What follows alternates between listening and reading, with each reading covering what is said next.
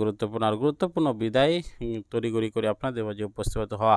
প্রিয় দর্শক, জাতিসংঘ থেকে যে বক্তব্যটি দিয়েছে এবং আন্তর্জাতিক মহল থেকে যে বার্তাগুলো এসেছে ডক্টর মোহাম্মদ ইউনূসের বিরুদ্ধে, সেটি কিন্তু একটি আশঙ্কাজনক এবং আতঙ্কিত হওয়ার কারণ। ডক্টর মোহাম্মদ ইউনূস কিন্তু নানামুখী ঝামেলায় রয়েছে। বিশেষ করে ভারতের একটা চাপ রয়েছে, সাধারণ মানুষের একটা চাপ রয়েছে দ্রব্যমূল্য ঊর্ধ্বগতির কারণে। এখনও বর্তমানে যদিও কাঁচামাল নিয়ন্ত্রণে এসেছে, কিন্তু সার বলেন এবং কেরোসিন তেল বলেন, বর্তমানে নিত্য প্রয়োজনীয় বিষয়গুলো কিন্তু কঠিন আকারে বেড়ে চলছে। আর এদিকে ডক্টর মোহাম্মদ ইউনূসের বর্তমান পরিস্থিতি, তিনি সমন্বয়ক এবং আত্মীয় স্বজন যারা আছেন তাদের সাথে কিন্তু সেভাবে দেশ এবং দেশের মানুষের সাথে সেভাবে মিশতে পারছেন না।